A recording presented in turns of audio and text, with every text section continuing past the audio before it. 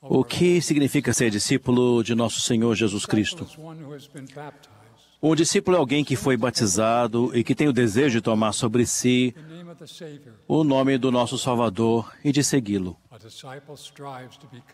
Um discípulo se esforça para tornar-se como é, guardando seus mandamentos na mortalidade, assim como um aprendiz procura tornar-se como seu mestre. Muitas pessoas ouvem a palavra discípulo e acham que ela significa apenas seguidor. Mas o discipulado genuíno é uma condição de ser, o que sugere ser algo além de estudar e de aplicar uma lista de atributos individuais. Os discípulos vivem de modo que as características de Cristo estão entrelaçadas nas fibras do seu ser, como um tapete espiritual. Ouçam o convite do apóstolo Pedro para se tornarem discípulos do Salvador.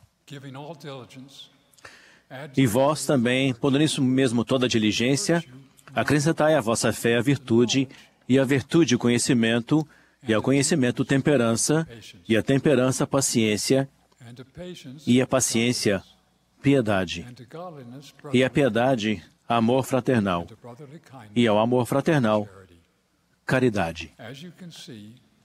Como podem ver, tecer um tapete espiritual de discipulado pessoal requer mais do que apenas uma linha. Na época do Salvador, havia muitos que alegavam ser justos em um ou outro aspecto da vida. Eles praticavam o que eu chamo de obediência seletiva. Por exemplo, eles guardavam o mandamento de não trabalhar no dia do Senhor. No entanto, criticavam o Salvador por curar naquele dia santificado. Eles davam esmolas aos pobres, mas ofereciam apenas o que lhes sobejava, o que eles não precisavam para si. Eles jejuavam, mas se mostravam contristados. Oravam, mas apenas para serem vistos pelos homens. Jesus disse: eles se aproximam de mim com os lábios, mas seu coração está longe de mim.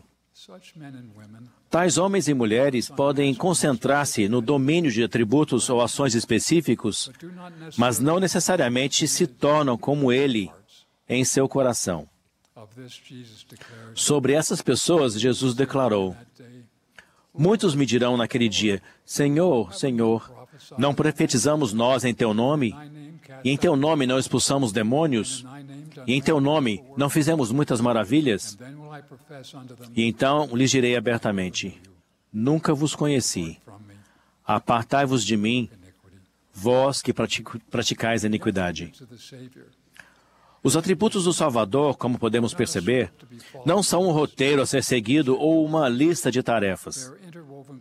Eles são características entrelaçadas, adicionadas umas às outras, que se desenvolvem em nós de modo interativo. Em outras palavras, não podemos obter características semelhantes às de Cristo sem também obter e influenciar outras. À medida que uma característica se torna forte, o mesmo ocorrerá a muitas outras. Em 2 Pedro, na seção 4 de Doutrina e Convênios, aprendemos que a fé no Senhor Jesus Cristo é o alicerce. Medimos nossa fé pelo que ela nos leva a fazer ou por nossa obediência. Se tiverdes fé em mim, prometeu o Senhor, tereis poder para fazer tudo quanto me parecer conveniente. A fé é um catalisador. Sem obras e sem uma vida virtuosa, nossa fé não tem poder para ativar o discipulado. Na verdade, a fé é morta. E assim Pedro explica: acrescentai à vossa fé a virtude. Essa virtude é mais do que a pureza sexual. É a pureza e a santidade na mente e no corpo. A virtude também é poder. Ao vivermos o Evangelho fielmente, teremos poder para sermos virtuosos em cada pensamento, sentimento e ação. Nossa mente se tornará mais receptiva aos sussurros do Espírito Santo e à luz de Cristo. Personificamos Cristo não apenas no que dizemos e no que fazemos, mas em quem somos. Pedro continua: Acrescentai à vossa virtude o conhecimento. Ao vivermos de modo virtuoso, vamos conhecer nosso Pai Celestial e seu Filho de uma maneira especial. Se alguém quiser fazer a vontade do Pai, conhecerá a respeito da doutrina. Esse conhecimento é o testemunho pessoal, prestado por experiência pessoal. É o conhecimento que nos transforma, para que nossa luz se apegue à sua luz e nossa virtude ame a sua virtude. Ao vivermos de modo virtuoso, transformamos a jornada de eu acredito para o glorioso destino de eu sei. Pedro nos exortou a acrescentar ao conhecimento temperança e à temperança paciência. Como discípulos moderados, vivemos o Evangelho de modo equilibrado e constante. Não corremos mais rapidamente do que nossas forças permitem. Avançamos diariamente sem desanimar com os desafios refinadores da mortalidade. Ao sermos moderados dessa maneira, desenvolvemos paciência e confiança no Senhor. Podemos confiar em seus desígnios para a nossa vida, mesmo que não consigamos ver com nossos olhos naturais. Portanto, podemos aquietar-nos e saber que Ele é Deus. Ao enfrentarmos as tempestades da tribulação, perguntamos: o que desejas que eu aprenda com esta experiência? Com seu plano e propósito em nosso coração, avançamos não apenas suportando todas as coisas, mas suportando-as pacientemente e bem. Essa paciência, ensina Pedro, nos leva à piedade. Assim como o Pai é paciente conosco, seus filhos, nós nos tornamos pacientes uns com os outros e com nós mesmos. Nós nos deleitamos com o arbítrio das pessoas e com a oportunidade que o arbítrio lhes dá de crescer linha sobre linha, mais e mais brilhantes até o dia perfeito. Da temperança à paciência e da paciência à piedade, nossa natureza muda. Adquirimos o amor fraternal, que é uma característica marcante de todos os verdadeiros discípulos. Assim como o bom samaritano, reservamos um tempo para ministrar a quem precisa, mesmo que eles não estejam em nosso círculo de amizade. Bendizemos aqueles que nos maldizem, fazemos bem aos que nos maltratam. Existe algum atributo mais divino ou cristão? Testifico que os esforços que fazemos para nos tornar discípulos de nosso Salvador são verdadeiramente acrescidos até sermos possuidores do seu amor. Esse amor é a característica que define um discípulo de Cristo. Ainda que eu falasse as línguas dos homens e dos anjos e não tivesse caridade, seria como o metal que soa ou como o sino que tine.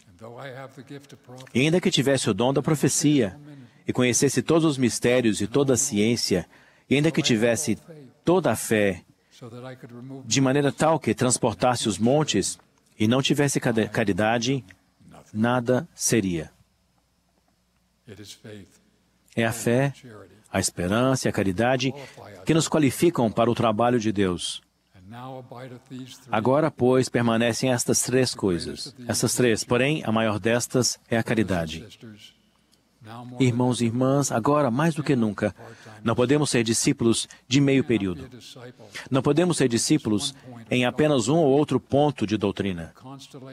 A constelação de características que resultam da fé em Cristo, incluindo aquelas sobre as quais falamos hoje, são todas necessárias para que permaneçamos fortes nestes últimos dias.